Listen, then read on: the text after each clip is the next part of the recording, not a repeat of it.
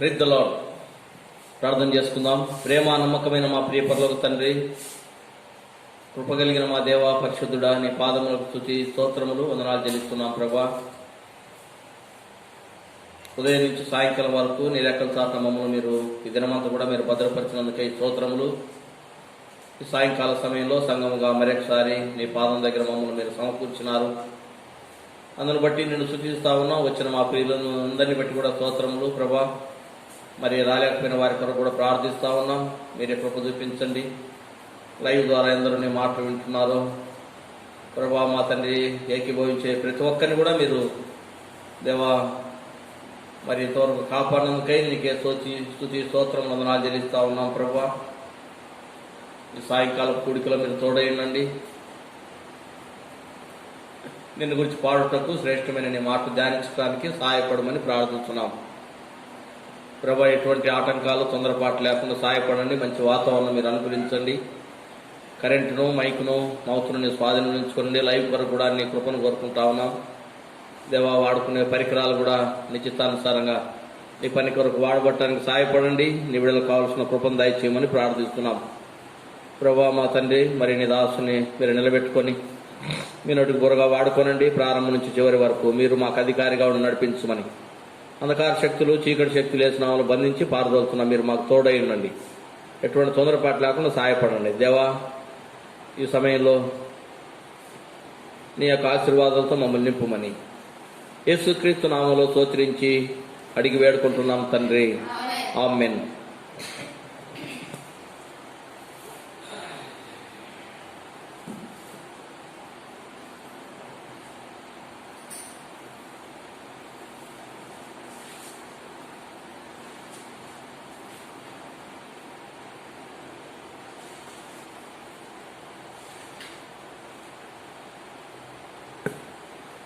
పాట సంఖ్య 185 తెలుగు పాఠ పుస్తకంలో 185, పాత పాట బుక్లో 712.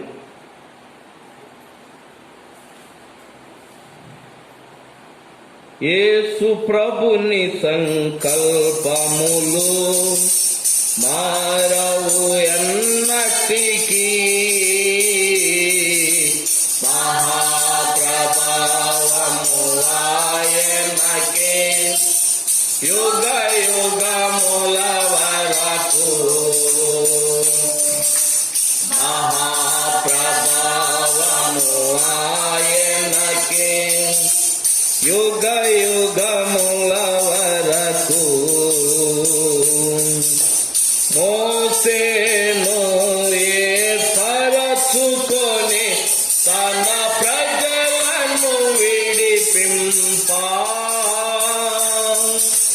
మోసేను ఏర్పరచుకొని తన ప్రజలను విడిపింపా,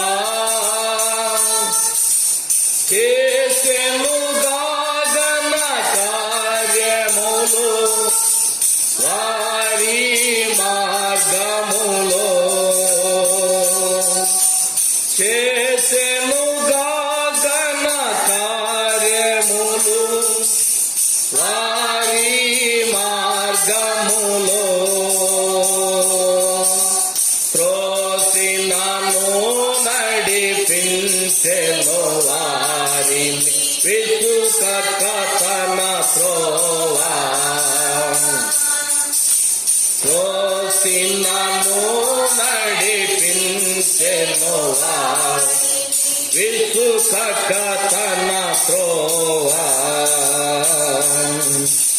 యేసు ప్రభుని సంకల్పములు మారవు ఎన్నటికీ, మహాప్రభావము ఆయనకి యుగ యుగముల వరకు.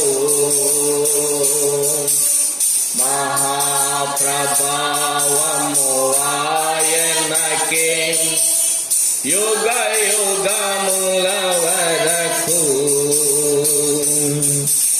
కొండపై చూపిన విధముననే మందిరము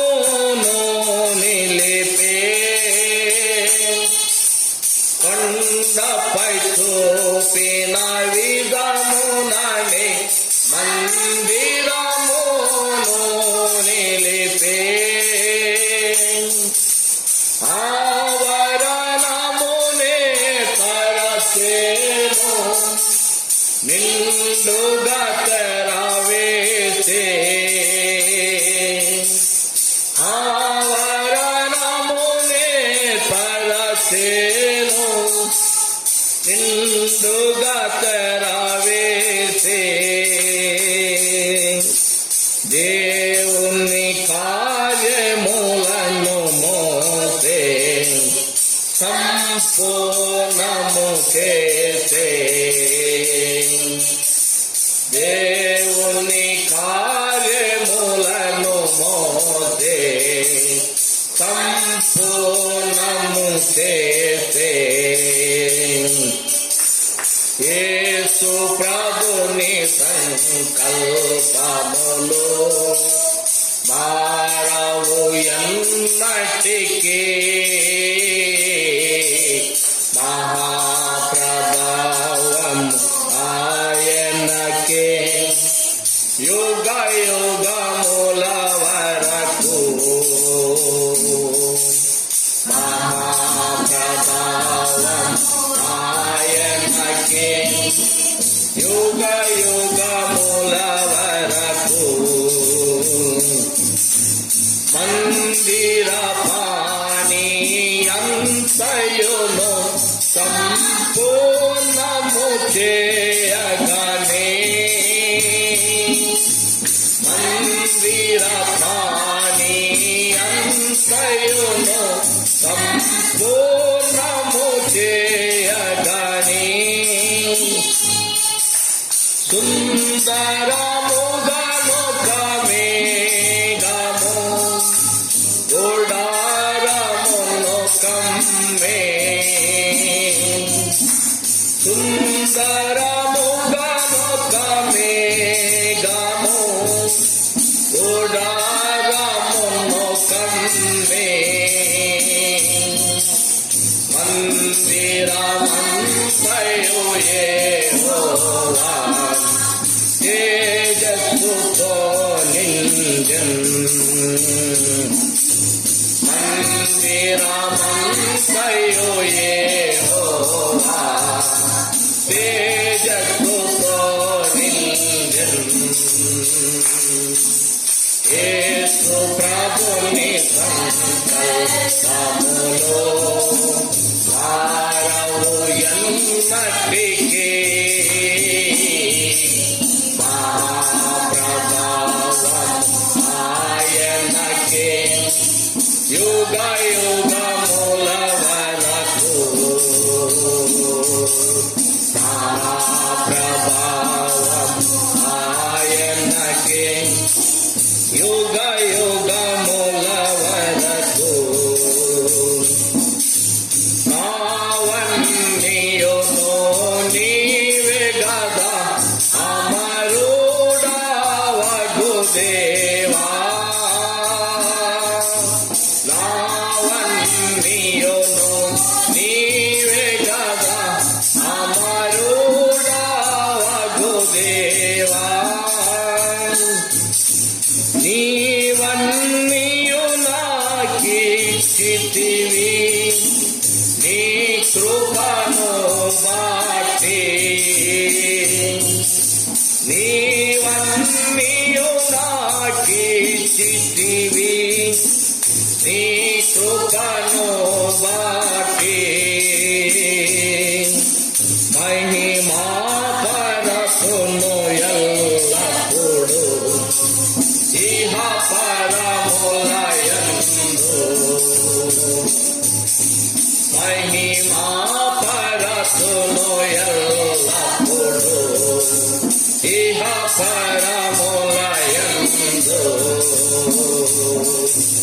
యేసు ప్రభుని సంకల్పములు మారవు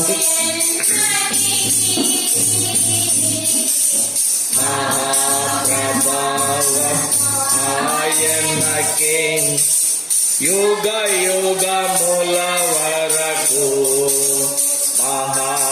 మహాప్రభావము ఆయనకే యుగ యుగముల వరకు పరిశుద్ధ జనమా పాడెదను క్రీస్తు ప్రభుని బాటి పరిశుద్ధ జనమా పాడెదము క్రీస్తు ప్రభుని బాటి పరిశుద్ధ దేవుని చిత్తమును ನೆರವೇರಿಸುತ್ತು ಇರಲು ಪರಿಶುದ್ಧ దేవుని చిత్తమును నెరవేర్చుతూ ఇలాలో నిరతము మహిమా స్తుతి ఘనత చెల్లించెదమెప్పుడు నిరతము మహిమా స్తుతి ఘనత చెల్లించెదమెప్పుడు యేసు ప్రభుని సంకల్పములు మారవు ఎన్నటికీ మహాప్రభావం ఆయనకే యుగ యుగముల వరకు మహాప్రభావము ఆయనకే యుగ యుగముల వరకు.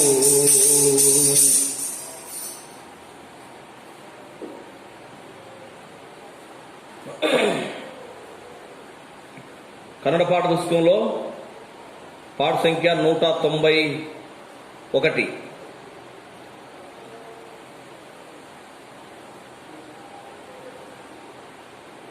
తెలుగు పాట పుస్తకంలో 705. కన్నడ పాట పుస్తకంలో పాట సంఖ్య 191. తెలుగు పాట పుస్తకంలో 705. ಪ್ರಿಯ ಯೇಸು ರಾಜ ನುಡಿದರೆ ಸಾಕು, ಮಹಿಮಾಯಲು ಆತನೊಂದಿಗೆ ಇದ್ದರೆ ಸಾಕು. ಪ್ರಿಯ ಯೇಸು ರಾಜ ನೋಡಿದರೆ ಸಾಕು, ಮಹಿಮಾಯಲು ಆತನೊಂದಿಗೆ ಇದ್ದರೆ ಸಾಕು. ನಿತ್ಯವಾದ ಮೋಕ್ಷ ಗೃಹದೋಲು ಸೇರಿ ಭಕ್ತರ ಗುಂಪಿನಲ್ಲಿ ಅರ್ಪಿಸಲು ಸಾಕು. ನಿತ್ಯವಾದ ಮೋಕ್ಷ ಗೃಹದೋಲು ಸೇರಿ ಭಕ್ತರ ಗುಂಪಿನಲ್ಲಿ ಅರ್ಪಿಸಲು ಸಾಕು. ಯೇಸುವಿನ ರಕ್ತದಿಂದ ತೊಳೆಯಲ್ಪಟ್ಟು ವಾಕ್ಯದಿಂದ ನಿತ್ಯ ಭದ್ರ ಪಡಿಸಲ್ಪಟ್ಟು.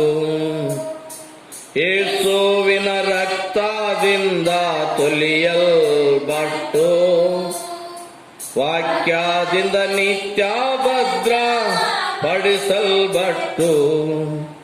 ನಿಷ್ಕಲಂಕ ಪರಿಶುದ್ಧರಲ್ಲಿ ಅಲ್ಪನು ನಾನು, ನಿತ್ಯಲಂಕ ಪರಿಶುದ್ಧರಲ್ಲಿ ಅಲ್ಪನು ನಾನು. ಬಂಗಾರದ ಬೀದಿಗಳಲ್ಲಿ ತಿರುಗಾಡುವೆನು, ಬಂಗಾರದ ಬೀದಿಗಳಲ್ಲಿ ತಿರುಗಾಡುವೆನು. ಪ್ರಿಯ ಯೇಸು ರಾಜನ ನೋಡಿದರೆ ಸಾಕು, ಮಹಿಮಾಯಲು ಆತನೊಂದಿಗೆ ಇದ್ದರೆ ಸಾಕು. ದೂತರು ವೀಣೆಯನ್ನು ನುಡಿಸುವಾಗ ಗಂಭೀರ ಜಯ ಧ್ವನಿಯ ಕೇಳುವಾಗ, ದೂತರು ವೀಣೆಯನ್ನು ಗೆಲ್ಲಿಸುವಾಗ ಗಂಭೀರ ಜಯ ಧ್ವನಿಯ ಕೇಳುವಾಗ, ಹಲ್ಲೆಲೂಯಾ ಗೀತೆ ಹಾಡುತ್ತಿರಲು, ಹಲ್ಲೆಲೂಯಾ ಗೀತೆ ಹಾಡುತ್ತಿರಲು. ಪ್ರಿಯ ಯೇಸುವೆ ನೋಡನೆ ನಾನು ಆನಂದಿಸುವೆ, ಪ್ರಿಯ ಯೇಸುವೆ ನೋಡನೆ ನಾನು ಆನಂದಿಸುವೆ. ಪ್ರಿಯ ಯೇಸು ರಾಜನ ನೋಡಿದರೆ ಸಾಕು, ಮಹಿಮೆ ಮಹಿಮಾಯಲು ಆತನೊಂದಿಗೆ ಇದ್ದರೆ ಸಾಕು. ಮುನ್ಲಿನ ಕಿರೀಟವುಳ್ಳ ತಲೆಯ ನೋಡಿ ಸ್ವರ್ಣ ಕಿರೀಟ ತೊಡಿಸಿ ಆನಂದಿಸುವೆ. ಮುನ್ಲಿನ ಕಿರೀಟವುಳ್ಳ ತಲೆಯ ನೋಡಿ ಸ್ವರ್ಣ ಕಿರೀಟ ತೊಡಿಸಿ ಆನಂದಿಸುವೆ. ಕೊರಡೆಯಿಂದ ಹೊಡಿಸಿಕೊಂಡ ಭಿನ್ನನು ನೋಡಿ ಕೊರಡೆಯಿಂದ ಹೊಡಿಸಿಕೊಂಡ ಭಿನ್ನನು ನೋಡಿ ಪ್ರತಿಯೊಂದು ಗಾಯವನ್ನು ಮುದ್ದಡುವೇನು. ಪ್ರತಿಯೊಂದು ಗಾಯವನ್ನು ಮುದ್ದಡುವೇನು. ಪ್ರಿಯ ಯೇಸು ರಾಜನ ನೋಡಿದರೆ ಸಾಕು. ಮಹಿಮಾಯಲು ಆತನೊಂದಿಗೆ ಇದ್ದರೆ ಸಾಕು. ಹೃದಯವು ಸ್ತುತಿಗಳಿಂದ ತುಂಬಿರಲು ನನ್ನ ಭಾಗ್ಯ ಗೃಹವನ್ನು ಸ್ಮರಿಸುವಾಗ. ಹೃದಯವು ಸ್ತುತಿಗಳಿಂದ ತುಂಬಿರಲು ನನ್ನ ಭಾಗ್ಯ ಗೃಹವನ್ನು ಸ್ಮರಿಸುವಾಗ. Hallelujah amen, hallelujah, hallelujah amen, hallelujah. ವಂದಿಸಲು ನನ್ನ ನಾಲಿಗೆ ಸಾಲದಯ್ಯ. ವಂದಿಸಲು ನನ್ನ ನಾಲಿಗೆ ಸಾಲದಯ್ಯ. ಪ್ರಿಯ ಯೇಸು ರಾಜನ ನೋಡಿದರೆ ಸಾಕು. ಮಹಿಮಾಯಲು ಆತನೊಂದಿಗೆ ಇದ್ದರೆ ಸಾಕು. ಆಹಾ ತುತ್ತೂರೆಂದು ಧ್ವನಿಸುವುದು. ಆಹಾ ನನ್ನ ಆಶೆಯೆಂದು ತೀರುವುದು. ಆಹಾ ತುತ್ತೂರಿ ಎಂದು ಧ್ವನಿಸುವುದು. ಆಹಾ ನನ್ನ ಆಶಾ ಎಂದು ತೀರುವುದು. ತಂದೆ ನನ್ನ ಕಣ್ಣೀರನ್ನು ಒರೆಸುವಾಗ.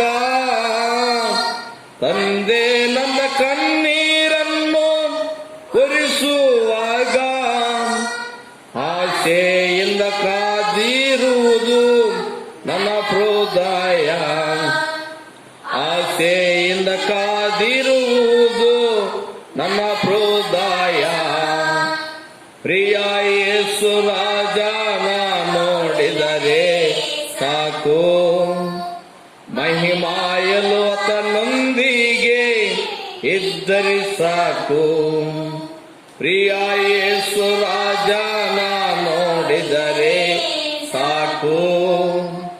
ಮಹಿಮಾಯಲು ಆತನೊಂದಿಗೆ ಇದ್ದರೆ ಸಾಕು.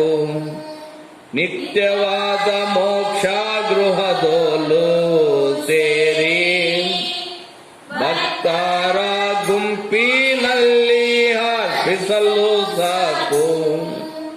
ನಿತ್ಯವಾದ ಮೋಕ್ಷ ಗೃಹದೋಲು ಸೇರಿ ಭಕ್ತರ ಗುಂಪಿನಲ್ಲಿ హర్షిసల్లో సాకు.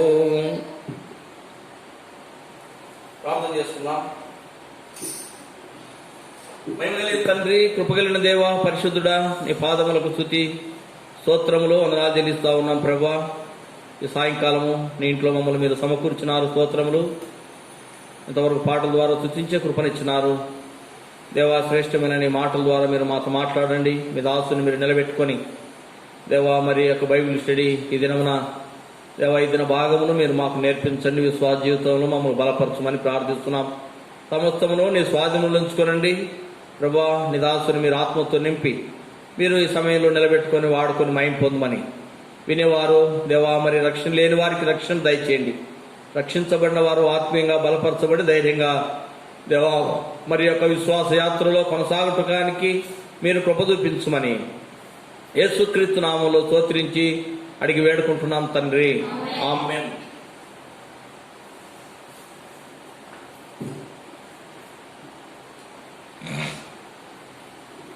పిల్లల ఈ సమయంలో దేవుని వాక్యాన్ని మనం జ్ఞాపకం ధ్యానించుకుందాం.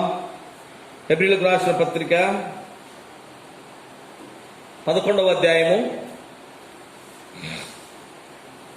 హెబ్రీయులకు రాసిన పత్రిక 11వ అధ్యాయము 32వ వచనము కలిసి చదువుకుంటాం. హెబ్రీయులకు రాసిన పత్రిక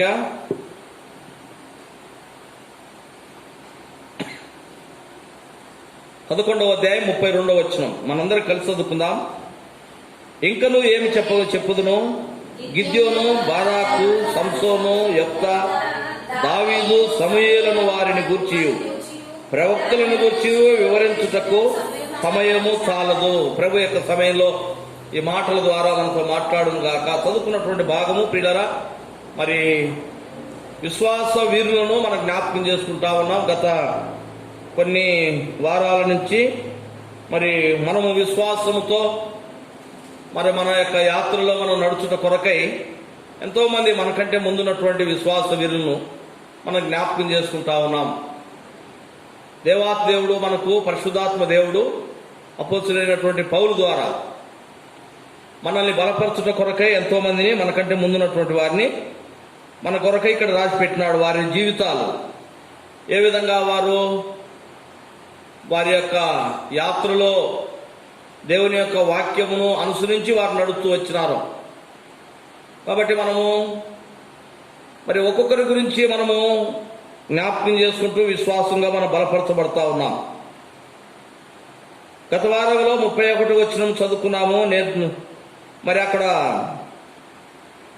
రాహాబు అనే వేశ్య విశ్వాసం ద్వారా ఆ వేగుల వారిని అనగా యెహోషువ పంపించినటువంటి యెరికో పట్టణమును మరి వేగులు చూడటానికి పంపించినటువంటి ఆ యొక్క మనుషులను సమాధానంతో చేర్చుకొని ఆమె ప్రభునందు విశ్వాసం ఉంచి ప్రభు యొక్క గొప్పతనాన్ని ఆమె తెలుసుకొని ఆమె రక్షణ పొందింది, తమ పాపములు ఒప్పుకున్నది. కాబట్టి ఆమె యొక్క విశ్వాసము ఆమెను ఆమె కుటుంబంలో ఉన్నటువంటి వారిని ఆ యొక్క ఆ యెరికో పట్టణమును దేవుడు నాశనం చేస్తున్నటువంటి ఆ యొక్క పరిస్థితుల్లో నుంచి వారు రక్షించబడ్డారనే విషయాన్ని మరి గత వారంలో మనము మరి జ్ఞాపకం చేసుకున్నాం. ప్రియులారా, అనేక సంగతులను పరిశుద్ధాత్మ దేవుడు మనకు జ్ఞాపకం చేస్తా ఉన్నాడు. ఇక్కడ ఎంతో మందిని విశ్వాస వీరులను మనకు జ్ఞాపకం చేస్తూ 32వ వచనంలో అంటా ఉన్నాడు, ఇకను ఏమి చెప్పుదును అంటే ఎంతో మంది ఇంకా ఉన్నారని అర్థం అన్నమాట. ఇంకా ఏమి చెప్పగలము అని అంటే ఎంతో మంది విశ్వాస వీరులు ఉన్నారు. బైబిల్లో రాయబడినటువంటి వారు, ప్రభుతో నడిచినటువంటి వారు, పెద్దలు చిన్నలు కనుక ప్రతి ఒక్కరూ వారందరినీ కూడా ఈ యొక్క అధ్యాయంలో మన కొరకు జ్ఞాపకం చేయలేదు. కానీ ముఖ్యమైనటువంటి వారిని అనగా ఒక్కొక్క సందర్భంలో ఒక్కొక్కరు నడిచినటువంటి వారిని మాత్రమే ఇక్కడ దేవుడు మనకు జ్ఞాపకం చేస్తా ఉన్నాడు. పిల్లల అందుకే మనము చాలాసార్లు జ్ఞాపకం చేసుకున్నాం. మనల్ని బలపరచుట కొరకు దేవాది దేవుడు ఇక్కడ ఒక్కొక్కరిని ఒక్కొక్క విధానంలో సంతానం కొరకు ఎదురు చూసినటువంటి వారిని, తరువాత మరి సంతానం కలిగిన తరువాత కుటుంబముతో కలిసి కుటుంబం బాధ్యతలను నెరవేరుస్తూ దేవునితో నడిచినటువంటి విశ్వాస వీరులను, తర్వాత మొట్టమొదట పాపాల కొరకు బలిగా అర్పణలు అర్పించినటువంటి వారిని, తర్వాత వారి యొక్క వయసు మరి తగ్గిపోతున్న కొలది అనగా వారు ముసలివారైతున్న అప్పటికి కూడా దేవుడు ఇచ్చినటువంటి వాక్యం మీద సంతానం కొరకు ఎదురు చూసినటువంటి వారిని.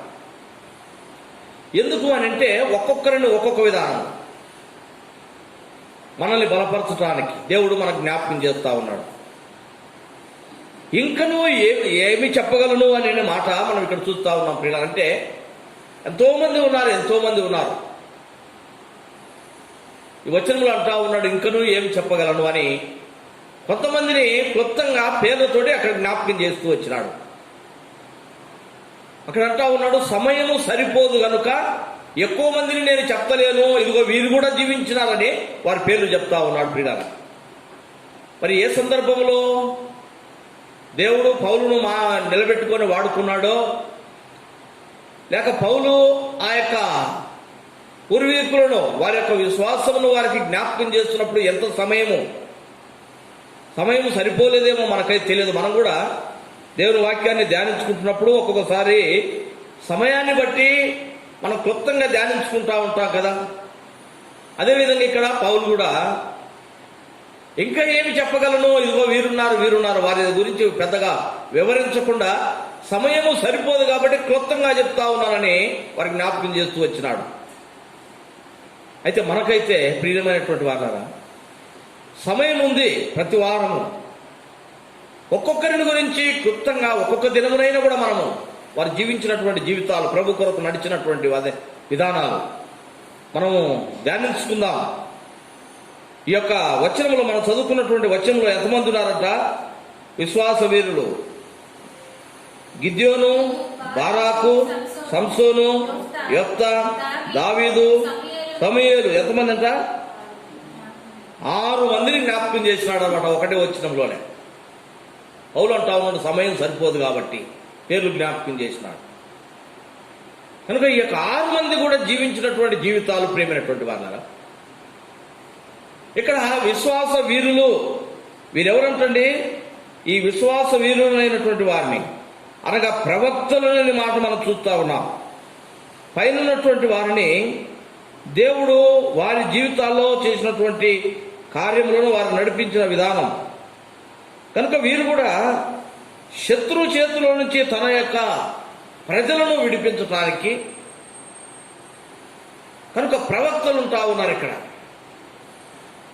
వారు శత్రువులతో లేక అన్ని దేశపు వారితో పోరాటం యుద్ధానికి పోతున్నటువంటి సందర్భాల్లో ఎటువంటి విధానంలో వారు శత్రువు మీదకి యుద్ధానికి పోతూ వచ్చినారు. ఇక రాయబడినటువంటి 6 మందిని కూడా ప్రేమైనటువంటి వాళ్ళ ఎంతో వారు ప్రభు యొక్క బలము ధరించుకున్నటువంటి వారై విశ్వాసంతో వారు శత్రు రాజుల మీద పోరాడి వారు గెలిచినటువంటి వారుగా వారు ఉంటా ఉన్నారు. మనం జ్ఞాపకం చేసుకుంటా ఉన్నాం. ఈ వారం ఒక్కరిని జ్ఞాపకం చేసుకుందాం. ప్రభు చిత్తం అయితే మరి ఒక వారము ఇంకొకరిని మనం జ్ఞాపకం చేసుకుందాం. మొట్టమొదటి ఆయన పేరేంటిది? ఈ యొక్క వచనంలో గిద్యోను. కనుక ఈ యొక్క గిద్యోను గురించి మనం జ్ఞాపకం చేసుకుంటాం ఈ వారం ప్రభు చిత్తం అయితే. సమూయేలు గ్రంథము 6వ అధ్యాయం, న్యాయాధిపతుల గ్రంథము 6వ అధ్యాయంలో ఈ యొక్క గిద్యోను మనకు కనపడతాడు. జ్ఞాపకం చేసుకుందాం. న్యాయాధిపతుల గ్రంథము 6వ అధ్యాయం 1-2 వచనాలు చదవండి. ఇశ్రాయేలీలు యెహోవా దృష్టికి దోషులైనందున యెహోవా 7 ఏళ్లు వారిని మిద్యానీయులకు అప్పగించెను. మిద్యానీయుల చెయ్యి ఇశ్రాయేలుల మీద హెచ్చాయను గనుక వారు మిద్యానీయుల ఎదుట నిలవలేక కొండలలోను వాగులను గుహలను దుర్గములను తమకు సిద్ధపరచుకొని. చూడండి, ఇక్కడ ఇశ్రాయేలీలు అనగా దేవుడు వారిని విడిపించినాడు. ఐగుప్తు దేశంలో నుంచి వారిని విడిపించినాడు. దేవుడు వారికి వాగ్దానం ఇచ్చినటువంటి కానాను దేశానికి వారిని చేర్చినాడు. అడ్డుగా వచ్చినటువంటి ఎరుకోను కూల్చివేసినాడు. ప్రియమైనటువంటి వారారా, ఆ విధంగా దేవుడు వారిని కాపాడుతూ నడిపిస్తూ వచ్చినప్పుడు వారు దేవుని యొక్క మాటను వినకుండా వారు జీవించినారు. ప్రభు చేసినటువంటి కార్యములు, గొప్ప కార్యములు వారు చూస్తూ ఉన్నారు. అయితే మాటికి వారు తప్పిపోతా ఉన్నారు. మనం చదువుకున్నటువంటి భాగంలో ఇశ్రాయేలు యెహోవా దృష్టికి దోషులైపోయినారంటండి. వారు దోషులైపోయినారు అనగా పాపం చేసినారు, కోపం తెప్పించినారు. దేవుడు ఏదైతే చేద్దన్నాడో అదే పనులు వారు చేస్తూ వచ్చినారు. చూస్తాం ఇక్కడ ఏ పనులు వారు చేస్తూ వచ్చినారు. 9వ వచనం చదవండి. ఐగుప్తీయుల చేతిలో నుండియు, మిమ్మును బాధించిన వారందరి అందరి చేతిలో నుండియు మిమ్మును విడిపించి మీ ఎదుట నుండి వారిని తోలివేసి వారి దేశమును మీకు ఇచ్చితిని. మీ దేవుడైన యెహోవాను నేనే. మీరు అమోరీయుల దేశమున నివసించుతున్నారు. వారి దేవతలకు భయపడకూడని నేను మీతో చెప్పి ఉన్నాను. చూడండి, దేవుడు ఏం చెప్పినాడంట? ఇశ్రాయేలులకు ఇచ్చినటువంటి కట్టడలు. ఇతరులకు భయపడొద్దు, వారు పూజిస్తున్నటువంటి వాటికి మీరు భయపడొద్దు. ఇతరుల దేశంలో ఉన్నారు, ఇతరుల మధ్యలో ఉన్నారు, అన్ని జనుల మధ్యలో ఉన్నారు దేవుని బిడ్డలు. వారికి మీరు ఎంత మాత్రం భయపడగాకండి. ప్రభు మరి నేను చేసిన అద్భుత కార్యంలో మీరు చూస్తా ఉన్నారని దేవుడు చెప్తే వారు ఏం చేసినారు? దేవుడు ఏదైతే చేయవద్దన్నాడో అదే పని వారు చేస్తూ వచ్చినారు. విగ్రహారాధన చేస్తూ వచ్చినారు. దేవుడు మోషే ద్వారా ఇచ్చినటువంటి ఆజ్ఞలలో నేను తప్ప వేరొక దేవుడు మీకు ఉండకూడదు అని ఆయన చెప్తూ వచ్చినాడు. అయితే వారు ఏం చేసినారంట? మరలా వారు ఆ యొక్క విగ్రహారాధన లేక ఆ విధంగా దేవునికి కోపం తెప్పిస్తూ వచ్చినారు ప్రేమైనటువంటి వాళ్ళ. అందును బట్టి దేవుడు ఏం చేసినాడు? వారిని అన్యులకు లేక అన్ని రాజుల చేతికి వారిని అప్పగించినట్టుగా మనం చూస్తా ఉన్నాము. మొదటి వచనం, ఇశ్రాయేలీయులు యెహోవా దృష్టికి దోషులైనందున యెహోవా 7 ఏళ్లు వారిని మిద్యానీయుల చేతికి అప్పగించినాడు. ప్రియులారా, కనుక ఎందుకు వారు మిద్యానీయుల చేతికి అప్పగించబడ్డారు, అన్యుల చేతికి వారు అప్పగించబడ్డారు అని అంటే వారు దేవుని కోపం తెప్పించినారు. ఏ విషయంలో? విగ్రహారాధన చేస్తూ వచ్చినారు. దేవుని బిడ్డలైనటువంటి మనం కూడా అనేక సందర్భాల్లో ప్రియులారా చాలా మంది మనం చూస్తా ఉన్నాం. సమాజానికి భయపడి, లోకానికి భయపడి, లేక కుటుంబానికి భయపడి మరలా ఆ యొక్క దాస్యత్వంలోనికి వెళ్ళిపోతూ శత్రు చేతిలో చెక్కబడతా ఉన్నారు. దేవునికి కోపం తెప్పిస్తా ఉన్నారు. తద్వారా ఎంతో దుఃఖము వారి జీవితాల్లో. ఇశ్రాయేలు జీవితంలో 7 ఏళ్ళు వారు మిద్యానీయుల చేతికి అప్పగించబడ్డారంటే కారణము దేవుడు అంటా ఉన్నాడు, నేను వారిని మిద్యానీయుల చేతికి అప్పగించినాడు. ఎందుకు అప్పచెప్పినాడు? ఇక్కడ చూస్తా ఉన్నాం 10వ వచనంలో. వారు మరలా ఆ యొక్క అమోనీయుల యొక్క ఆ యొక్క విగ్రహాలకు వారు పూజిస్తూ వచ్చినారు. నిజ దేవుణ్ణి వారు మర్చిపోయినారు. కాబట్టి ఆ మిద్యానీయులు ఏం చేసినారంట? వీరు పండించినటువంటి పంటంతా దోచుకొని పోతా ఉన్నారు. వారిని ఎంతగానో వారిని ఇబ్బందులు పెడతా ఉన్నారు, శ్రమల పాలు చేస్తూ ఉన్నారు, వారిని భయపెడుతూ వస్తూ ఉన్నారు, వారికి ఆహారం లేకుండా చేస్తూ ఉన్నారు, వారి పంటలను దోచుకుంటా ఉన్నారు. మీరు తర్వాత చదవండి కింది భాగంలో. వారి పంటలను వారు దోచుకుంటా ఉన్నారు, ఎదురు తిరిగిన వారిని చంపుతా ఉన్నారు. ఆ మిద్యానీయులకు దేవుడు అప్పచెప్పినాడు. దేవుడు దూరం అయిపోయినాడు. కాపాడుతున్నటువంటి దేవాతి దేవుడు వారిని కాపాడకుండా శత్రు చేతికి అప్పచెప్పి వారి మొరలు వినకుండా ఉంటా ఉన్నాడు.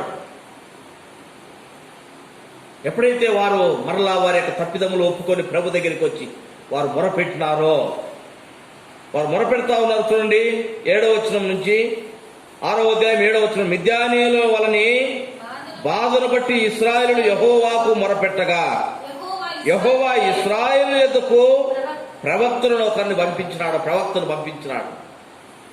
ఎందుకు ఈ విధంగా మిద్యానీయుల చేతిలో మీరు చిక్కబడ్డారన్న విషయాన్ని వారికి గుర్తు రావాలి కదా, ఇశ్రాయేలును గుర్తు తెచ్చుకోవాలి కదా.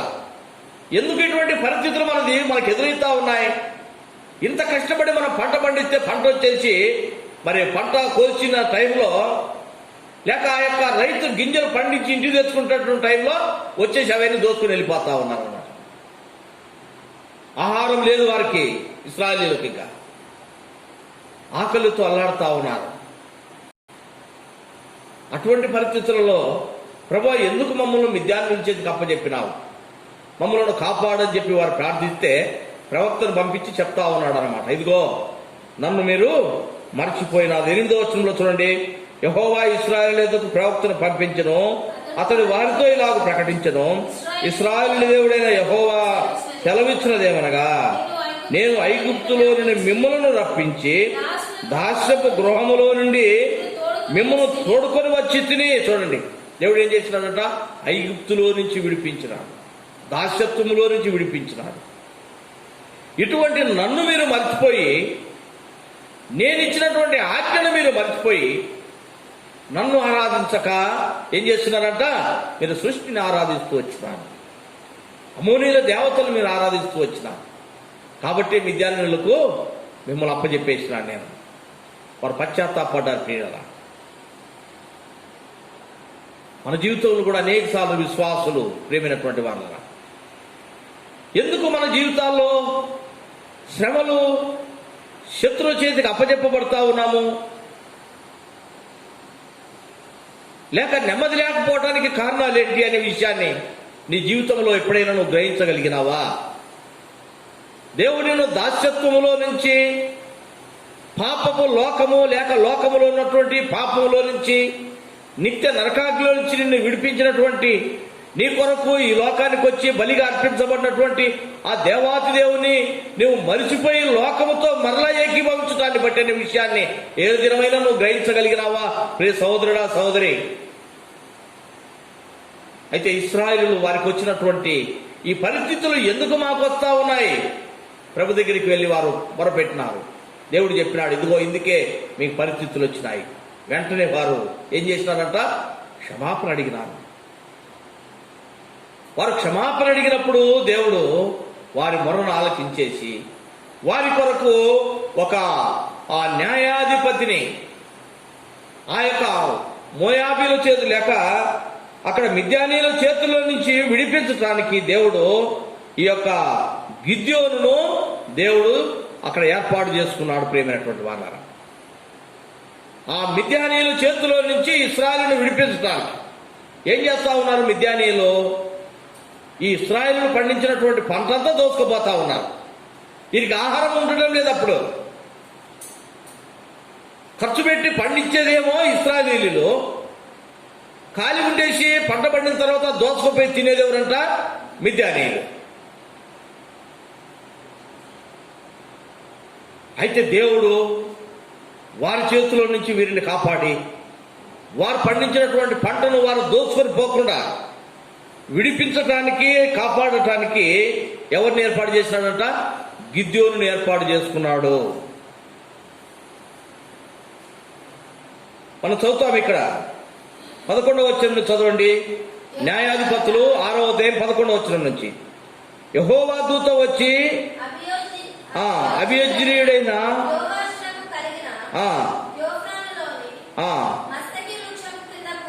మత్తకి వృక్షం కింద కూర్చుని యోవాషు కుమారుడైన గిద్యోను మిద్యానీయులకు మరుగైనట్లు గానుగ చాటున గోధుమను దొల్లగొట్టుచుండగా యెహోవా దూత అతనికి కనబడి, పరాక్రమము గల బలాఢ్యుడా, యెహోవా నీకు తోడై ఉన్నాడని అతనితో అనగా. ప్రియమైనటువంటి వారు, ఇక్కడ దేవుడు అక్కడ గిద్యోనును ఏర్పాటు చేసుకుంటా ఉన్నాడు. దేవదూతను దూతను పంపించినాడు.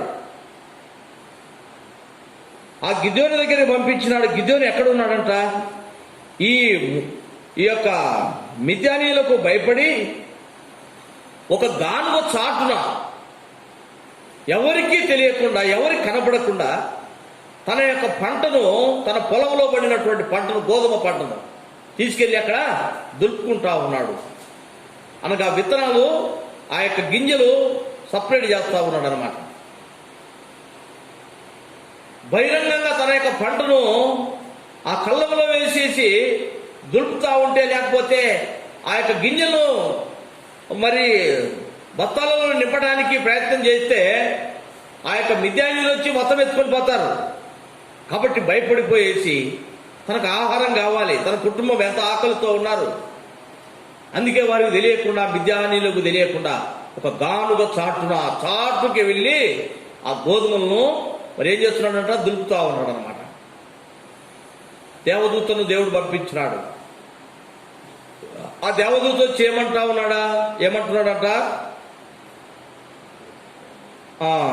యెహోవా నీకు తోడై ఉన్నాడు. 12వ వచనంలో పరాక్రమము గల బలాఢ్యుడా ఏమంటున్నాడంట, పరాక్రమము గల బలాఢ్యుడవు నువ్వు అంటా ఉన్నాడు. నువ్వు చాలా బలవంతుడవు అంటా ఉన్నాడు. వెంటనే యొక్క గిద్యోను ఏమంటున్నాడంట, నేను ఇంత బలవంతుడిని అయితే ఇంత గానుగ చాటుకు వచ్చేసి నేను దులుపుకోవాల్సిన అవసరం ఏంది? నేను బలము లేని వాణ్ణి, నేను భయస్తుణ్ణి. కాబట్టి నా పంటను నేను ధైర్యంగా ఆ యొక్క విధానంలో నేను సమకూర్చుకోలేకున్నాను. నేను భయస్తుని, ధైర్యం లేని వాణ్ణి, నేను బలము లేని వాణ్ణి. అటువంటి నా దగ్గరికి వచ్చేసి నువ్వు బలాఢ్యుడు అని అంటున్నావు ఏంటిదని ఈ దేవదూతతో ఈ గిద్యోను అంటా ఉన్నాడు. యెహోవా మాకు తోడై ఉంటాడు అంటున్నావు. దేవుడు మాకు తోడుగా ఉంటే నాకు ఈ గతి ఎందుకు పడుతుంది? నేను ఎందుకు ఇటువంటి సాట్ను నేను దులుపుకోవాల్సి వస్తుంది అని అంటే, ఇదిగో దేవుడు నిన్ను ఏర్పరచుకుంటా ఉన్నాడు. ఇశ్రాయేలును ఆ మిద్యానీయుల చేతిలో నుంచి విడిపించడానికి, వారి పంటను వారు దోచుకొని పోతున్న వారి చేతిలో నుంచి విడిపించట కొరకై నిన్ను ఏర్పాటు చేసుకుంటా ఉన్నాడు. ఎవరిని ఏర్పాటు చేసుకున్నాడంట? దేవుడు ఎవరిని ఏర్పాటు చేసుకున్నాడు? గిద్యోను. గిద్యోను ఎటువంటి వాడు? బలము లేనివాడు. కనుక తనకు బలము భయస్థుడుగా ఉంటా ఉన్నాడు గిద్యోను. ఆ యొక్క మిద్యానీయులకు భయపడి తన యొక్క గోధుమలను ఆ యొక్క గానుగ చాటును దులుపుకుంటా ఉన్నాడు. దేవుడు ఏం చేసినాడంట, ఆ భయస్థుడైనటువంటి వారిని ఏర్పాటు చేసుకుని ఎందుకొరకు ఇశ్రాయేలును మిద్యానీయుల చేతుల నుంచి విడిపించటానికి. ఏమంటా ఉన్నాడు కింది భాగంలో చూడండి. ఇంకా కిందికి వస్తే ఒక్కరిని చూడండి, అక్కడ అంటాడు 16వ వచనం చదవండి. 6వ అధ్యాయం 16వ వచనంలో, నేను నీకు తోడైందును గనుక ఒకే మనిషిని అత్తము చేసినట్టు మిద్యానీయులను నీవు అత్తము చేయదు అని. చూడండి, నువ్వు బలము లేని వాడవని నువ్వు అనుకుంటా ఉన్నావు కదా గిద్యోను.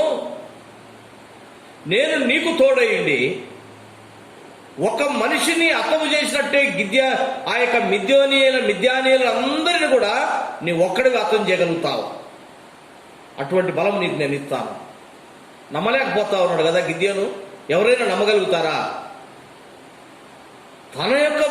తన యొక్క ఆ గింజలు, ఆ గోధుమలను దులుపడానికే భయపడిపోతూ ఎక్కడో ఆ గానుగ చాటున ఎవరిని తెలియకుండా, శబ్దం కాకుండా మెల్లమెల్లగా ఆ యొక్క గోధుమలను దులుపుకుంటూ ఉన్నటువంటి వాళ్ళ దగ్గరికి వచ్చేసి ఈ మిద్యానీయులందరినీ నువ్వు అత్తము చేసేస్తావు.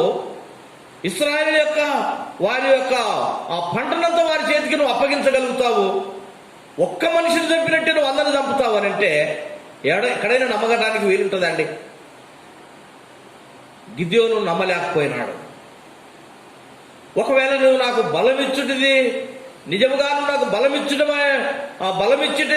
బలమిచ్చేది నిజమే అయితే నాకు ఆనవాళ్ళు చూపెట్టమన్నాడు. ప్రియమైనటువంటి వాళ్ళ,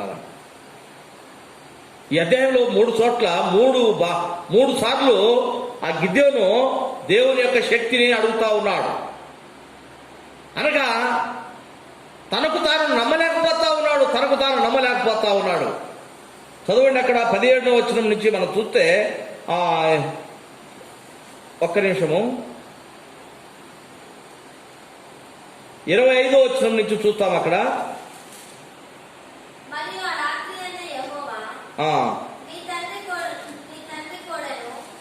ఒక్క నిమిషం అమ్మా.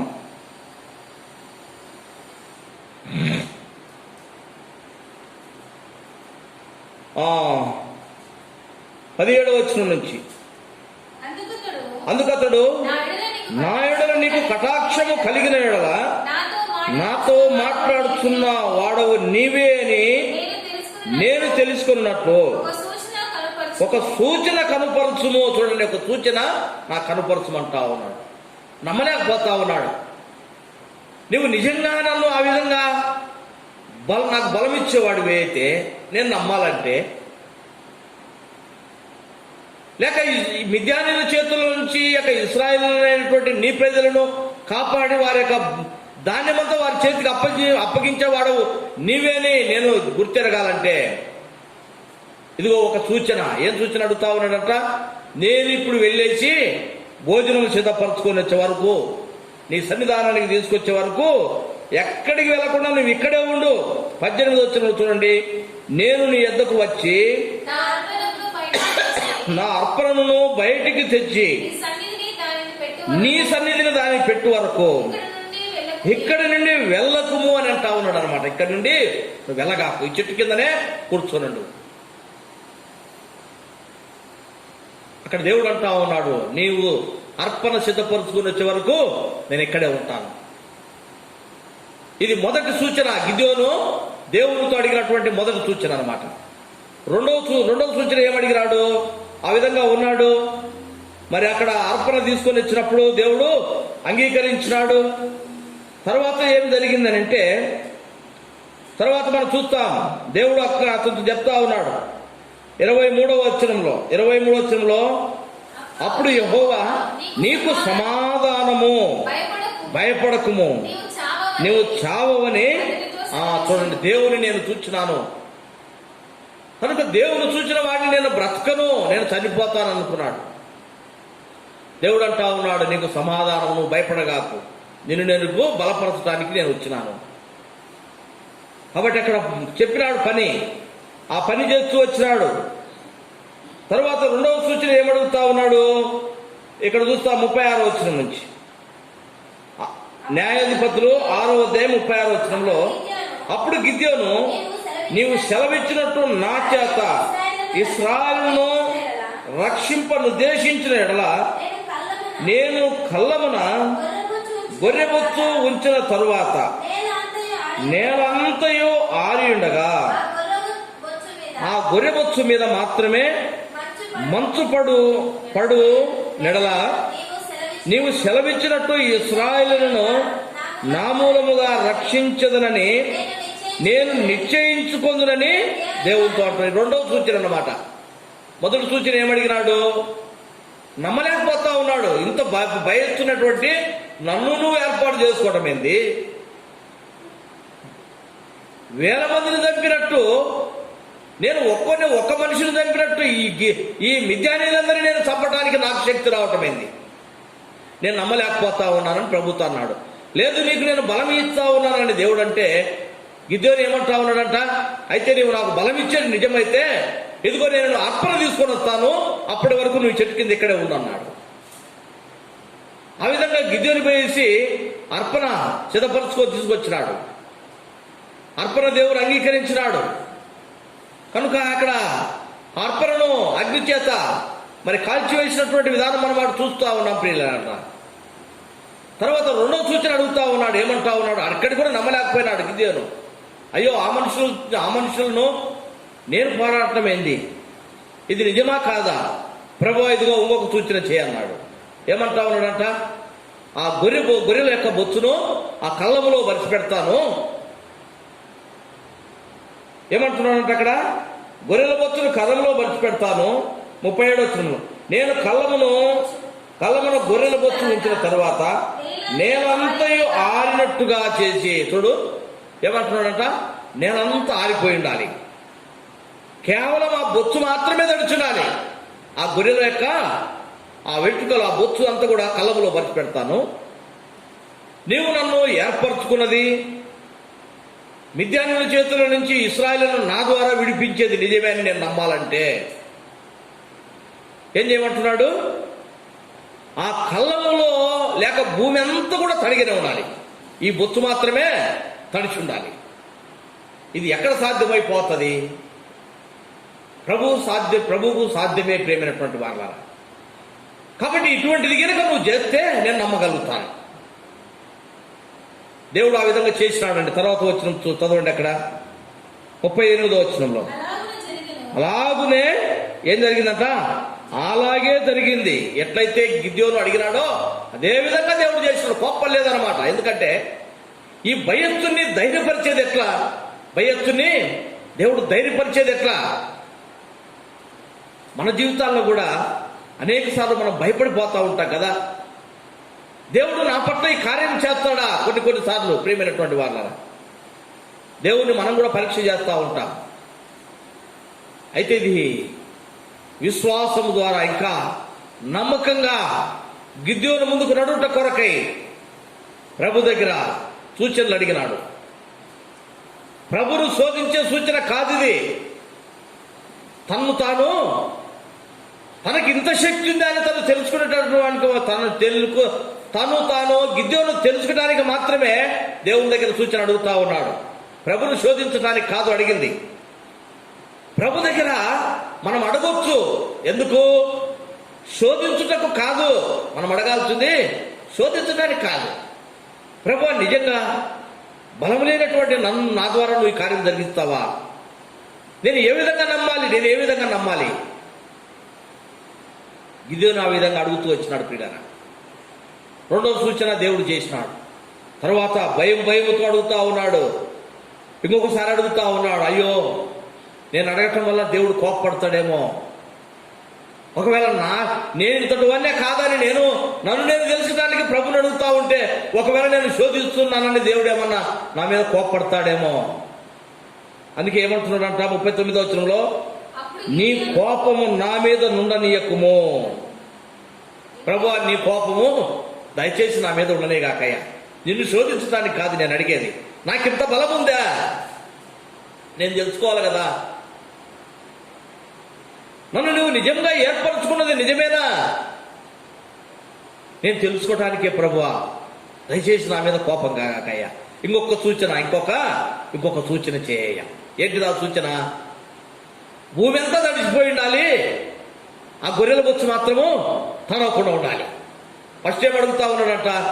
భూమి అంతా తడవకుండా ఉండాలి, గొర్రెల బొచ్చు మాత్రమే, ఆ కళ్ళము నుండే బొచ్చు మాత్రమే తడిచుండాలి.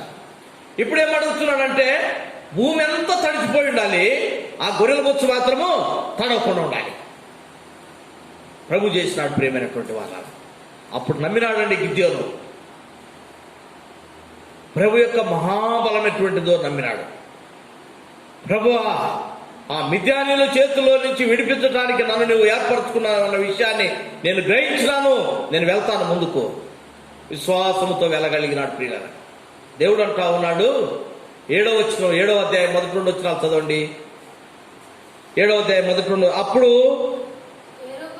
యెరుబ్బయలు అనగా గిద్యోనును అతనితో ఉన్న జనులందరూ వేకువని లేచి హరోదు బావి యొద్ద దిగగా లోయలోని మొరే కొండకు ఉత్తరముగా మిద్యానీయుల దండు పాలెము వారికి కనబడెను.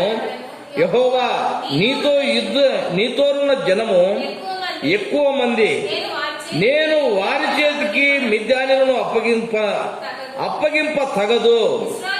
ఇశ్రాయేలీయులు నా బాహుబలము నాకు రక్షణ కలుగు చేసిననుకొని చూడండి. ఇప్పుడు మిద్యానీయుల మీదకి గిద్యోను పోతా ఉన్నాడు, యుద్ధానికి పోతా ఉన్నాడు, వారిని అర్థం చేయడానికి పోతా ఉన్నాడు. అప్పుడు ఇశ్రాయేలు జనం ఎక్కువ ఉన్నారంటండి. జనము ఇశ్రాయేలు ఎక్కువగా ఉంటే దేవుడు అంటా ఉన్నాడు, ఇదిగో గిద్యోను, మరి ఇప్పుడు ప్రజలు ఎక్కువ మంది ఉన్నారు, వీరి చేతికి నేను మిద్యానీయులను గనక అప్పచెప్తే ఇప్పుడు నీతో ఉన్నటువంటి ఇశ్రాయేలీయులు ఏమంటారు? మేమే జయించినాము అని అనుకుంటారు. దేవుడు మాకు విజయం ఇచ్చినాడని అన్నారు కదా వాళ్ళు. కాబట్టి ఇప్పుడు మిద్యానీయులను నీ చేతికి నేను అప్పచెప్పాలంటే నీతో ఉన్నటువంటి ప్రజలందరినీ కూడా నువ్వు ఇంటికి పంపించేసేయాలి. ఎక్కువ మంది వెళ్ళకూడదు అనమాట, తక్కువ మందితోటే వెళ్ళమన్నాడు. ప్రేమైనటువంటి వాళ్ళరా, మన జీవితాల్లో దేవుడు శత్రువు మీద మనకు ఇస్తున్నటువంటి విజయాలు, దేవుడు కార్యము చేయాలంటే మనుషులతో, సైన్యముతో, లోక బలముతో అవసరం లేదు. ప్రేమైనటువంటి వాళ్ళరా, దేవుడు తక్కువ మందితోనే దేవుడు కార్యం చేయబోతున్నటువంటి విధానం మనం చూస్తా ఉన్నాం. మన జీవితంలో కూడా మనకు కావాల్సింది ఆత్మ యొక్క బలము, ఆత్మ యొక్క విశ్వాసము. శత్రు మీద పోరాడి గెలుచుట కొరకు మనకు కావాల్సింది మనుషుల యొక్క బలం కాదు ప్రేమైనటువంటి వాళ్ళ, దేవుని యొక్క బలం. దేవుడు కార్యం చేయగలిగిన వాడు. 33వ కీర్తన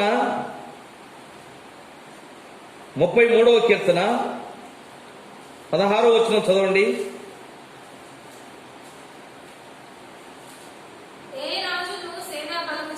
ఏ రాజును సేనాబలము చేత రక్షింపబడడు, ఏ వీరుడును అధిక బలము చేత తప్పించుకొనడు. చూడండి, ఏ రాజు కూడా సేనాబలము చేత రక్షణ పొందలేడు. కనుక రాజులు ఎంతో బలము లేకపోతే మనుషులు సేనా బలము ఎంటబెట్టుకొని పోతే జయం కలుగుతుందా? జయం కలగాలంటే ఎవరి బలం కావాలండి? దేవుని యొక్క బలం కావాలి, దేవుని యొక్క శక్తి మనకు కావాలి, దేవుడు కార్యం చేయాలి. అందుకే అంటా ఉన్నాడు ఇక్కడ గిద్యోనుతోటి, ఇదిగో ఇప్పుడు గనక వాళ్ళను మిద్యానీయుల చేతికి లేక మిద్యానీయులను మీ చేతికి నేను అప్పచెప్పి మిద్యానీయుల మీద మీకు విజయం ఇస్తే, ఇశ్రాయేలీయులు ఏమంటారంట, దేవుడు కాదు మాకు ఇచ్చింది రక్షణ, మేము గుంపుగా పోయి మిద్యానీయుల మీద జయపడ్డాం. ఒకవేళ ఆ విధంగా అంటారేమో గిద్యోను, కాబట్టి వీళ్ళందరినీ ఇంటికి పంపించేసి తక్కువ మంది చేత గిద్యోను మిద్యానీయుల మీదకి యుద్ధానికి పోయినాడండి.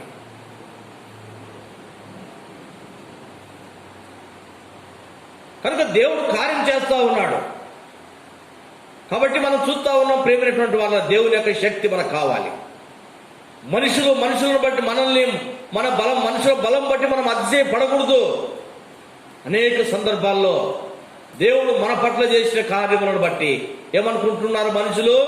ఎదిగో నా జ్ఞానం చేత, నా తెలివి చేత, నా బలము చేత కాదు ప్రేమైనటువంటి వాళ్ళ, దేవుడే విజయం ఇచ్చేటటువంటి వాడు. ఇర్మియా గ్రంథము 9వ అధ్యాయంలో ఒక మాట చదవండి. 9వ అధ్యాయము 23వ వచనం. యెహోవా ఇలాగ సెలవిస్తున్నాడు, జ్ఞాని తన జ్ఞానమును బట్టి, శూరుడు తన శౌర్యమును బట్టి అతిశయింపకూడదు, ఐశ్వర్యవంతుడు తన ఐశ్వర్యమును బట్టి అతిశయింపకూడదు. అతిశయించువాడు దేనిని బట్టి అతిశయింపవాలనగా, భూమి మీద కృప చూపుతున్న, నీతి న్యాయములు జరిగించుతున్న యెహోవాను నేనే అని గ్రహించి నన్ను పరిశీలనగా తెలుసుకున్నట్టు బట్టి అతిశయించవలని. చూడండి, దేన్ని బట్టి అతిశయపడాలంట? ఇక్కడ గిద్యోను ఆ యొక్క మిద్యానీయుల మీద జయం పొందబోతా ఉన్నాడు, జయం పొందినాడు. దేవుడు అంటా ఉన్నాడు గిద్యోను చేత, ఇదిగో ఇప్పుడు నేను ఆ మిద్యానీయులను మీ చేతికి అప్పచెప్తే నీతో ఉన్నటువంటి ఇశ్రాయేలీయులు ఏమంటారు? జనం ఎక్కువగా ఉన్నారు కాబట్టి మేమే పోట్లాడి గెలిచినామంటారు. మీరు పోట్లాడాల్సిన పని లేదు. గిద్యోనును దేవదూతను పంపించి దేవుడు మాట్లాడినప్పుడు ఏం చెప్పినాడంట? ఒక్క మనిషిని హతము చేసినట్టే ఆ మిద్యానీయులందరినీ నువ్వు హతం చేస్తావని చెప్తూ వచ్చినాడు. ఇప్పుడు ఎక్కువ మంది ఇశ్రాయేలీయులు పోతే దేవుడు చేసిన కార్యం ఏంది? మేమే కదా వారి మీద జయం పొంది అంటారేమో. ప్రియమైన వాళ్ళారా, ఒకవేళ అనేక సందర్భాల్లో ప్రభు చేసిన కార్యములను నీ జీవితంలో కూడా ఆ విధంగా అనుకుంటా ఉన్నావా? ప్రభు అంటా ఉన్నాడు ఇక్కడ, అతిశయించువాడు దేనిని బట్టి అతిశయించాలి. భూమి మీద జ్ఞానమునిచ్చేటటువంటి వాడిని, కొరప చూపించేటటువంటి వాడిని, నీతి న్యాయములు జరిగిస్తున్నటువంటి నన్ను బట్టే మనుషులు అతిశయపడాలి. గిద్యోనుడు దేవుణ్ణి పరీక్షించి తెలుసుకున్నాడు, సూచనలు అడిగినాడు. 3 సార్లు సూచనలు అడిగినాడు కదా అక్కడ. అనగా దేవుణ్ణి పరీక్ష చేసి తెలుసుకున్నాడు. దేవుడు మహాశక్తి చేత, విశ్వాసము చేత శత్రువుల మీదకి యుద్ధానికి పోయినాడు. ప్రియమైనటువంటి వాళ్ళ, మన జీవితంలో మనము పరీక్ష చేసి తెలుసుకోవడమే సరిపోతుంది. విశ్వాసంతో ముందుకు వెళ్ళలేకపోతా ఉంటాం అనేక సార్లు. తద్వారా శత్రు చేతిలో మనం ఓడిపోతా ఉన్నాం. నీ జీవితంలో శత్రు మీద పోరాటం, ప్రభు ఇచ్చినటువంటి ఆత్మ ఖడ్గము, దేవుని యొక్క వాక్యమును మనం చేతబట్టుకొని విశ్వాసముతో ముందుకు పోవాలి. దేవుడు తన కార్యం జరిగిస్తున్నప్పుడు మనుషులెన్నో, మరి జనము కాదు ఆయన చేసేది. కొరింథీయులకు రాసిన మొదటి పత్రిక 1వ అధ్యాయంలో పౌలు అంటాడు, 27వ వచనం చదవండి. కొరింథీయులకు రాసిన మొదటి పత్రిక 1వ అధ్యాయము 27వ వచనం. ఏ శరీరియు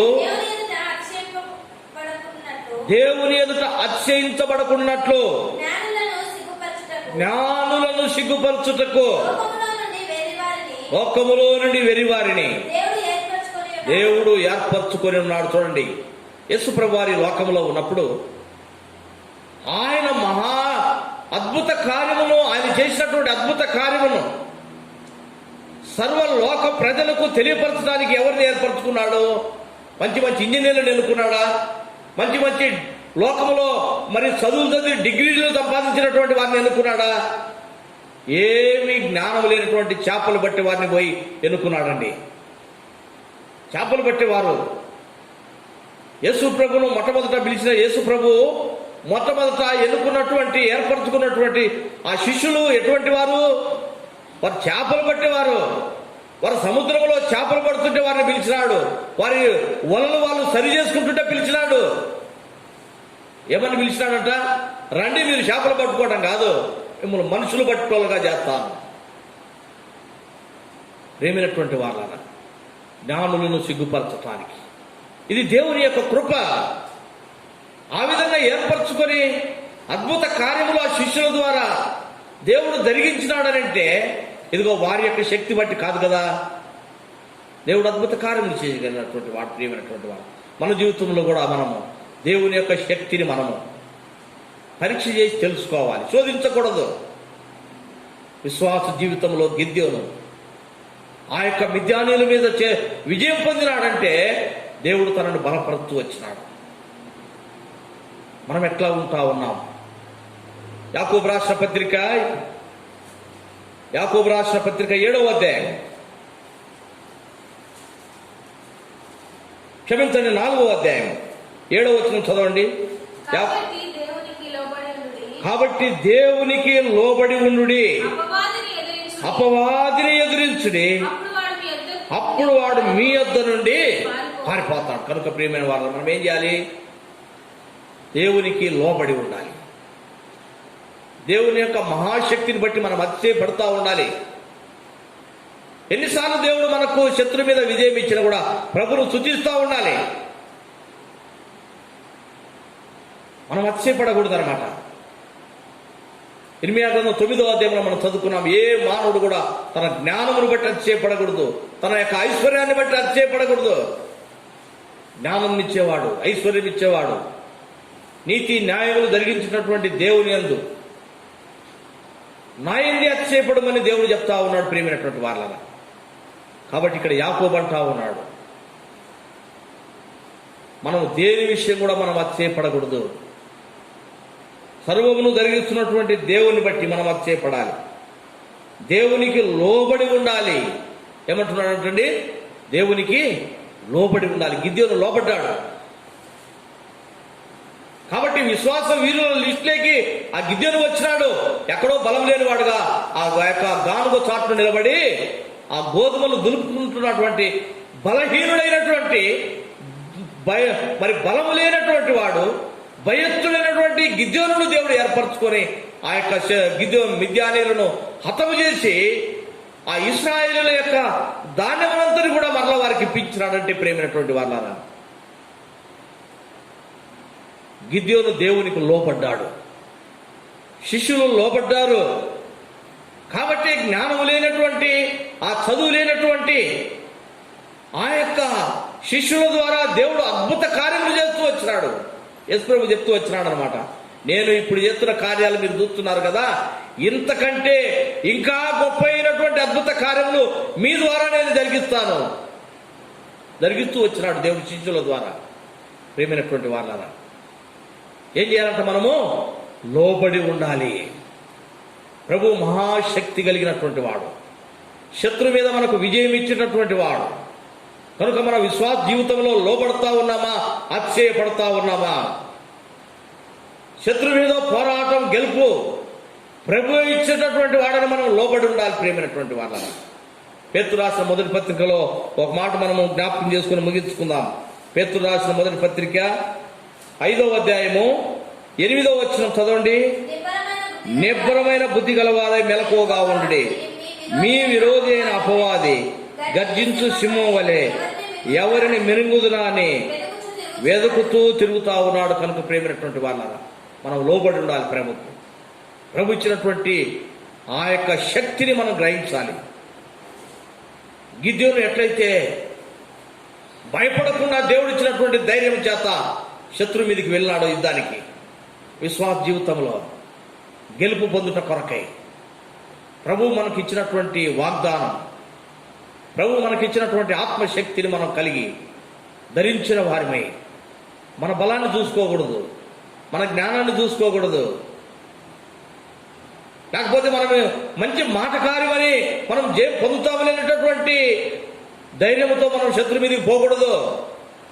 ప్రభుకు లోబడి ఉండాలి. గిద్యోనులాగా ఏ విధంగా ఉంటా ఉన్నాం? ప్రభుకు లోబడకపోవటాన్ని బట్టి ఎన్నిసార్లు శత్రు చేతులను ఓడిపోతా ఉన్నావు. ప్రభు నీతో మాట్లాడుతూ ఉన్నాడు. ప్రియ సోదరుడా, సోదరి, గిద్యోనులాగా లోబడదా. కనుక యొక్క మిద్యానుల మీద గెలుపు పొందినాడు. కాబట్టి మనల్ని మన చుట్టూ ఉన్నటువంటి యొక్క గర్జించు సింహంలాగా ఉన్నటువంటి యొక్క సాతాను చేతిలో ఓడిపోకుండా విజయం పొందాలంటే మనకు కావాల్సింది ఏంటిది? దేవుని యొక్క శక్తి. ప్రభు ఇచ్చినటువంటి మహాబలమును ధరించుకొని ముందుకు నడవట కొరకై ఆయన దగ్గర మనం దీనులమై తగ్గించుకొని ఉందాం. ప్రభు మన ద్వారా ఆ కార్యం చేస్తాడు. దేవుడు కొన్ని మాటలు దీవించునుగాక. ప్రార్థన చేసుకుందాం. నమ్మకమైన మా ప్రియ పరలోక తండ్రి, కృపగలిగిన దేవా, పరిశుద్ధుడా, స్తోత్రములయ్యా. ఈ సాయంకాల సమయంలో మమ్మల్ని నీ పాదం దగ్గర సమకూర్చినారు. నిన్ను గురించి పాడుటకు శ్రేష్టమైన నీ మాటలు దేవా జ్ఞాపకం చేయడానికి, ధ్యానించడానికి మీరు కృపనిచ్చినారు. ప్రభా, మరి మీరే మాతో మాట్లాడినారు. మీ దాసుని మీ నోటికి బురగా వాడుకున్నారు. విశ్వాస జీవితంలో ఏ విధంగా మేము నడవాలో ప్రభా మమ్మల్ని బలపరచుట కొరకై ఏప్రిల్కి రాసిన పత్రిక 11వ అధ్యాయం ఎంతో మంది విశ్వాస వీరులు మాకు జ్ఞాపకం చేసినారు. ప్రభా స్తోత్రములయ్యా. ఇదిగో మరి 32వ వచనంలో ఇంకా ఏమి చెప్పగదును అని చెప్పి ప్రభా మరి గిద్యోను, బారాకు, దేవా మరి సంసోను, దావీదు, మా తండ్రి సమూయేలు, దేవా ఈ విధంగా మరి మీరు మాకు జ్ఞాపకం చేస్తా ఉన్నారు. స్తోత్రములు ప్రభా. ఈ దినమున గిద్యోనుని జ్ఞాపకం చేస్తానికి ఆత్మీయ జీవితంలో శత్రువుతో పోరాటంలో నీ బలము దేవా మరి మేము ధైర్యముగా ఉన్నట కొరకై మీరు మాతో మాట్లాడినటువంటి నీ మాటలన్నింటి బట్టి స్తుతిస్తా ఉన్నాం. గొప్ప దేవా స్తోత్రములు. భయస్థుడైనటువంటి గిద్యోనుని మీరు ఏర్పరచుకున్నారు. మహాపరాక్రమంగా బలాఢ్యుడాన్ని మీరు చెప్పిన మాట బట్టి స్తోత్రములు. గిద్యోను అంటా ఉన్నాడు, నాకింత బలం ఉంటే నేను ఎందుకు ఈ విధంగా ఉంటాను? మాకెందుకు ఈ పరిస్థితి వస్తుంది? ప్రభా మా తండ్రి, మీరు మాట్లాడుతూ వచ్చినారు. మీరు మహాశక్తిగా మీరు ఇచ్చేసి ఆ యొక్క మిద్యానుల చేతుల నుంచి ఇశ్రాయేలుని విడిపించడం కొరకై ఇదిగో నిన్ను నేను ఏర్పరచుకుంటున్నాను గిద్యోను అని మీరు మాట్లాడినప్పుడు ప్రభా గిద్యోను అయితే నమ్మలేకపోయినాడు. 3 సార్లు సూచనలు అడిగినాడు. మీరు చూపించినారు. తద్వారా విశ్వాసంతో శత్రు మీదికి పోయినాడు యుద్ధం. దేవా మరి మీరే విజయం ఇచ్చినారు. శత్రు చేతిలో నుంచి ఇశ్రాయేలుని మీరు విడిపించినందుకై స్తుతిస్తా ఉన్నాం. గొప్ప దేవా, అద్భుత కార్యములు చేసే తండ్రి. అనేక సందర్భాలు ప్రభా మరి మేము కూడా దేవా మరి మా యొక్క సొంత జ్ఞానము దేవా మరి మా యొక్క మరి తెలివిని బట్టి, ఐశ్వర్యాన్ని బట్టి అతిశయించిపోతా ఉన్నాము. దయతో క్షమించమని ప్రార్థిస్తా ఉన్నాం. దేవా మీరు మాట్లాడిన మాటలన్నింటి బట్టి స్తోత్రములు. విన్నటువంటి వారిలో మీ కార్యము జరిగించండి. ఇంకా ఎవరైనా వాక్యమైనటువంటి బిడ్డల్లో ఇటువంటి ధైర్యము లేకుండా శత్రు చేతిలో లోకంలో మా తండ్రి లోకానికి బానిసలుగా ఉంటా ఉన్నారేమో దేవా మరి నీ యొక్క బలము వారు ధరించుకొని సాతాను వాని మీద పోరాడి గెలవటానికి కృప చూపించమని, ఎందరు విన్నారో విన్నవారిలో మీ కార్యం జరిగించమని ప్రార్థిస్తా ఉన్నాం. దేవా మరి చేరి వచ్చినటువంటి మా ప్రియులు లైవ్ ద్వారా ఎంతమంది నీ మాటలు వింటున్నారు, వారి అక్కలు కూడా మీరు తీర్చమని ప్రార్థిస్తున్నాం. అనారోగ్యంతో ఉన్న వారిని ముట్టి స్వస్థపరచండి. ఎవరెవరు ఎటువంటి అవసరత కలిగి ఉంటున్నారో వారి అక్కలని మీరు తీర్చి మహిమ పొందమని, ఈ పరిచర్యను మీరు విస్తరించి ఫలింపజేయండి ప్రభువా. కానాను ద్వారా జరుగుతున్న ప్రతి పరిచర్య దేవా మరి మీరే అనేక రక్షణ కొరకై మీరు ఇంకా రాబో దినాల్లో ఇంకా విస్తారమైనటువంటి పరిచర్య జరగటానికి మీరే దీవించి ఆశీర్వదించి మహిమ పొందమని రాత్రి మీరు మాకు తోడైనారు దేవా. అందును బట్టి కూడా నేను స్తుతిస్తూ కొనియాడుతూ యేసుక్రీస్తు నామములో స్తోత్రించి అడిగి వేడుకుంటున్నాం తండ్రి, ఆమేన్. మన తండ్రి అయిన దేవుని ప్రేమ, కుమారుడైన యేసుక్రీస్తు యొక్క కృప, పరిశుద్ధాత్మని యొక్క అన్యోన్య సహవాసం ఇప్పుడు ఎల్లప్పుడూ మనందరికీ లైవ్ ద్వారా ఈ మాటలు వింటున్నటువంటి ఆయన బిడ్డలందరికీ కూడా సదాకాలం తోడైండి నడిపించునుగాక. ఆమేన్. Praise the lord.